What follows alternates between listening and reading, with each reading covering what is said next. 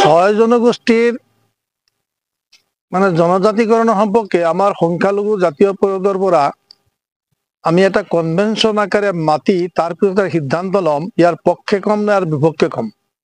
কারণ ছয় জনগোষ্ঠীক জাতীয়করণ কৰাটোৰ কাৰণে এটা মানে সিদ্ধান্ত লোৱাৰ আগত মোৰ অন্তত এটা এক্সিকিউটিভ কমিটি মাতি তাৰ পিছত মই সিদ্ধান্ত লম যে এইটোৰ সপক্ষে কম না বিপক্ষে কম। সপক্ষে কলে আমাৰ কি লাভ আছে আৰু বিপক্ষে কলে বা আমাৰ কি লাভ আছে। যেহেতু আমি অসমৰ মিয়া মুছলমান আমাকতো টাৰ্গেট কৰে লৈছে এটা সৰকাৰে, কাৰণ আমাৰ সমৰ্থনেৰ কোনো প্ৰয়োজন আছে না বিপক্ষে যোৱাৰো আমার কোনো প্রয়োজন নাই। গতিকে আমি একটা এক্সিকিউটিভ মিটিং মাতি তার পিছত সিদ্ধান্ত লম। আগন্ত 2026 নির্বাচনত এনডিএ সরকারের সম্মুখীন হওয়া কি সমস্যা আপোনাৰ থাকিব আপোনাৰ মতে? এই অসমৰ মানে আজি যিটো এনডিএ গভৰ্ণমেণ্ট, আজি হেমন্ত বিশ্ব শৰ্মাৰ নেতৃত্বৰ গভৰ্ণমেণ্ট অহা নিৰ্বাচনত বহু সমস্যাৰ সন্মুখীন হ'ব লাগিব। দেশখনতো মানে প্ৰায় শেষ হৈছে, ঋণতো পতি গৈছে।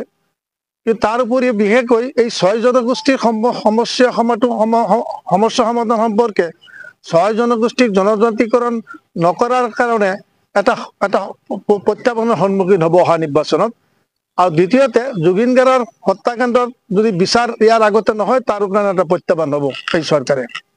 মুখ্যমন্ত্ৰীয়ে কৈছে যে যদি বিজেপি চৰকাৰ নহয় তেন্তে মুছলমান আপোনাৰ হাতীগাঁও বহি আছে আৰু গিলি পেলাব। এইটো বিষয়ে আপোনাৰ এই কথাটো কোৱাৰ তাৰ উদ্দেশ্য হ'ল কি, যিমানেই মুছলমানক টাৰ্গেট কৰিব অসমৰ মুখ্যমন্ত্ৰীয়ে ভাবিছে যে মুছলমানক অন্তত মিয়া মুছলমানক টাৰ্গেট কৰি কথা ক'লেই সকলো হিন্দু সন্তুষ্ট হৈ যাব আৰু ছয় জনগোষ্ঠীয় সিহঁতৰ সমস্যা সম্পৰ্কে পাহৰি যাব আৰু মুছলমানে গিলি পেলাব। ইমান দিন যে হেমন্ত বিশ্ব শৰ্মা অসমৰ মুখ্যমন্ত্ৰী নাছিল, স্বাধীনতাৰ পিছত কিমান মুখ্যমন্ত্ৰী আহিল আৰু কিমান মুখ্যমন্ত্ৰী গ'ল।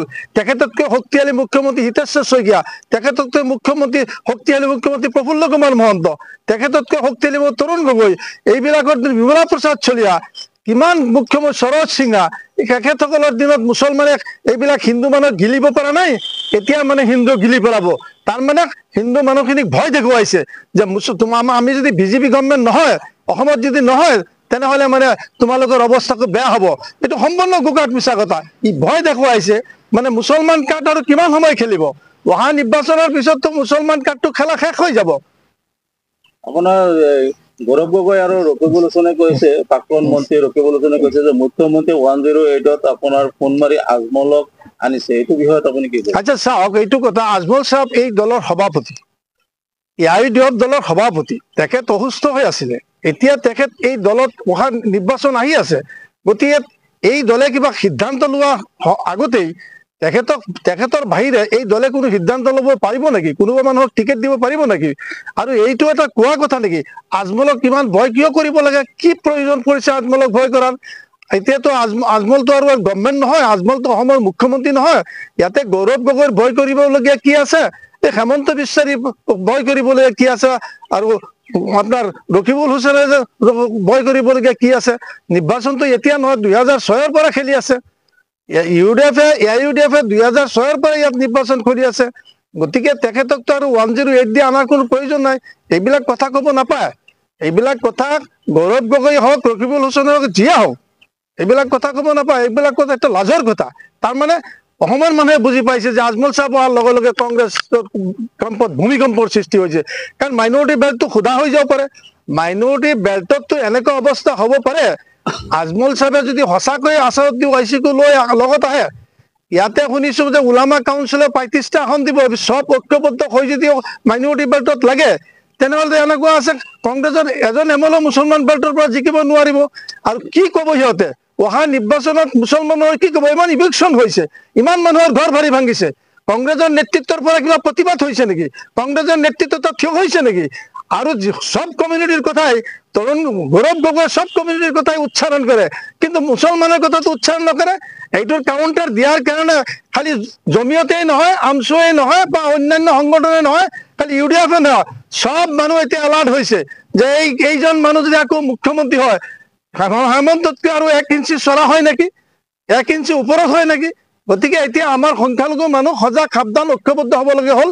আৰু মই সদৌ মানুহখিনিক মই আজিৰ এই মিডিয়াৰ জৰিয়তে মই অনুৰোধ কৰিম, আপোনালোকে অসমৰ বিশেষকৈ বংগীয় মূলৰ বাংলাভাষী মুছলমানসকলক মই অনুৰোধ জনাম, আপোনালোকে দলৰ প্ৰাধান্য নিদি আপোনালোকে প্ৰত্যেকটো সমষ্টিত UDF হওক, কংগ্ৰেছেই হওক, যিকোনো পাৰ্টি হওক, ওলামা কাউন্সিলে হওক, উপযুক্ত প্ৰাৰ্থী য'ত য'ত প্ৰক্ষেপ কৰিব, সেইবিলাক প্ৰাৰ্থীক আপোনালোকে অহা নিৰ্বাচনত বিধানসভালৈ পঠাব, যাতে বিধানসভাত আমাৰ সম্পৰ্ক উচ্চ কোৱাৰ লগে লগে চকুত চকু ৰাখি যাতে প্ৰত্যেক কথাৰ জবাব দিব পাৰে অসমৰ মুখ্যমন্ত্ৰী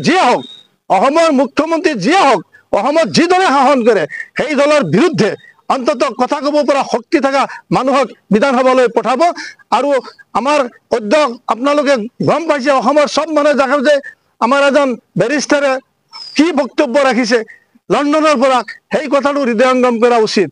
আৰু আমি ভয় খোৱাৰ দৰকাৰ নহয়, আমি আল্লাহক ভৰসা কৰাৰ ওপৰত মানুহ জাতি, আমি কাৰো ওপৰত ভৰসা কৰা নহয়, আমি কোনো মোদীৰ ওপৰতো নহয়, আমি এই হেমন্ত বিশ্ব শৰ্মাৰ ওপৰতো নহয়, কোনো মুখ্যমন্ত্ৰীৰ ওপৰত আমি কাৰো ওপৰত ভৰসা কৰা জাতি নহয়, আমি হ'ল আল্লাহৰ ওপৰত ভৰসা কৰি আল্লাহক আমি ভয় কৰিম আৰু আল্লাহৰ ওপৰত ভৰসা কৰি আমি চলি যাম। আমাৰ তকদিৰত যি লিখিছে আল্লাহ তাই সেইটোৱে হ'ব, ইয়াত কোনো ফালৰ হাত নাই আমাক উপকাৰ কৰিবৰ কাৰণে।